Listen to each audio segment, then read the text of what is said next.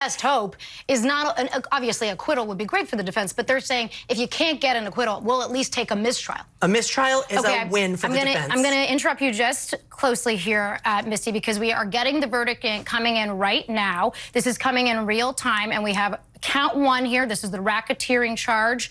We have the count here of not guilty on racketeering.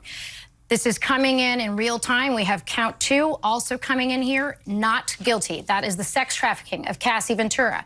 Count 3, we have guilty. Count 3 is guilty for the transportation of Cassie Ventura. That is guilty. Count 4, this is the sex trafficking of Jane. That's a pseudonym. Not guilty.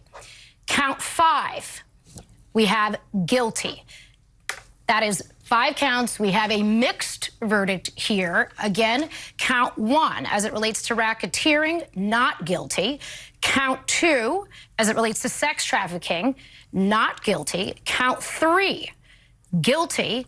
Count 4, not guilty. Count 5, guilty.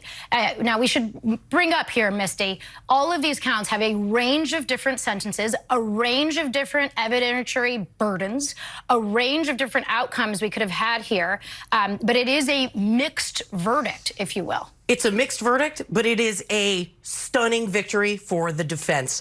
The Mann Act, these charges, these were the easiest for prosecutors to prove, the lowest hanging fruit, merely required showing that state lines were crossed for the purpose to engage in prostitution. We saw a lot of evidence on these charges, did not have that element, Laura, of force, fraud, or coercion.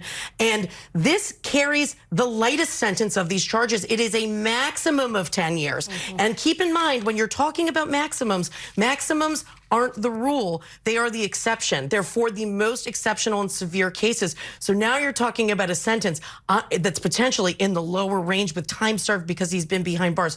The fact that these sex trafficking charges, specifically with respect to Cassie Ventura, means that the jury was convinced by the defense, at least with respect to reasonable doubt, that the commercial sex, i.e. the freak-offs, were not connected to some of this violence, that there was not that force, fraud, or coercion element. That is by far, from a penalty perspective, the most serious. It carried a 15-year minimum. So that is a huge distinction. This is the best case scenario, in my view, for the defense. A lot of us opined yesterday that when the jury asked for a readback of Cassie Ventura and Daniel Phillips, one of the escorts' testimony, that read perhaps negatively for the defense. The jury was digging in to see if there was that force, fraud, or coercion. Clearly, it went the other way. And, you know, it's interesting because